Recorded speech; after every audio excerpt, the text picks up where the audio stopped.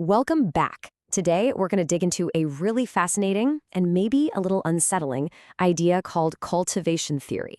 It all boils down to one big question. Is the world you see on your screens, slowly but surely, becoming the world you actually believe in? So let's just start right here. Have you ever binged a whole season of a gritty crime drama, and then later that night you find yourself double-checking the locks on your doors? Or maybe you feel just a little more on edge walking down the street? Yeah, that feeling, that's exactly what we're talking about today. Well, it turns out there's a name for this feeling, a prime suspect, if you will. It's an academic theory that was cooked up way back in the 1960s and 70s to figure this whole thing out, and it's called cultivation theory.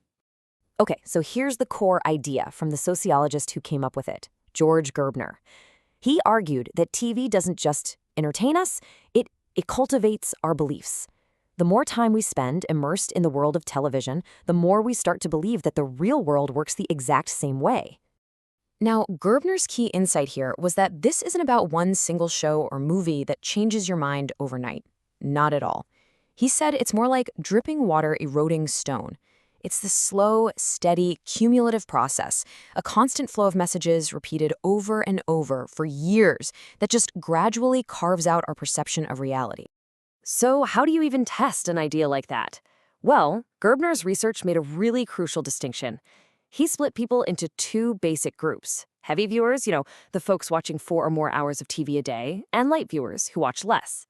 And this pretty simple division, it became the foundation for everything he found. And his research pointed to a few key things. First, something he called mainstreaming, which is this idea that TV's repetitive stories can kind of blur all our different backgrounds and pull us all toward one shared TV-centric viewpoint. Second, there's resonance. This is when the effect gets even stronger if the violence you see on TV, if it resonates with things you've seen or experienced in your own life. But the most famous concept, the one you've probably heard of, is the mean world syndrome. This deep-seated belief that the world is just a way more dangerous and scary place than it actually is, all because that's the world we see on our screens night after night. All right, so Gerbner had his theory. But a theory is just a theory without some proof, right? So what evidence did he actually have? Let's open up the evidence locker and see how he built the case for this so-called mean world. He basically took a 3-pronged approach. First, he looked at why media companies were making the shows they were making. What were their motives?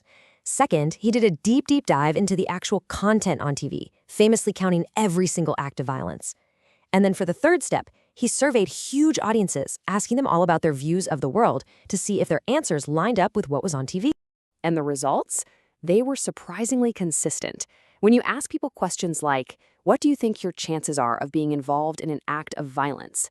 The heavy viewers always overestimated the risk. They were more fearful, more distrustful of others, and more likely to think crime was just running rampant, all perceptions that perfectly mirrored the world of television, not the actual crime stats. But like any good detective story, the case isn't quite that simple. This theory faced some serious cross-examination. So it's time to unpack the really big debates that are still swirling around it. And this brings us to the absolute biggest challenge to the whole theory, the million-dollar question. Does watching a ton of TV cause people to become more fearful, or do people who are already fearful just choose to stay home and watch more TV? It's that classic chicken and egg problem, and it is a massive point of contention. So the debate has some pretty clear lines. On one side, the theory gets praised for shifting the focus to these subtle, long-term effects. But on the other side, the criticisms are huge. You've got the whole correlation issue we just mentioned. Plus, critics point out that the statistical effects are often pretty small, and that the theory kind of treats audiences like passive sponges who just soak everything up. And maybe the biggest question mark today is, how can a theory based on a world with just 3 TV networks still be relevant now? Which brings us right to our final verdict. Can a theory that was born in the era of broadcast television really tell us anything meaningful about our worlds of infinite streaming services and personalized social media feeds? I mean, think about it. Gerbner was studying a world where a few big networks were the central storytellers for the entire nation. Today, we live in a totally different media universe. Our stories are fragmented, they're hyper-personalized, and they're delivered through countless different platforms. That shared reality from 1970s TV, it's pretty much gone. But here's the twist. While the technology has completely changed, that core principle might be more powerful than ever. The idea that consistent, long-term exposure to a certain kind of content shapes our perception of reality, doesn't that sound exactly like the internet? Just think about it. Isn't endlessly doom scrolling through negative news just another form of cultivating anxiety? Don't our algorithm-driven news feeds cultivate either fear or outrage, depending on what keeps us clicking and watching? And what are social media echo chambers if not incredibly powerful engines for cultivating polarized, extreme views? The medium is different for sure, but the process of cultivation, it is happening all around us all the time.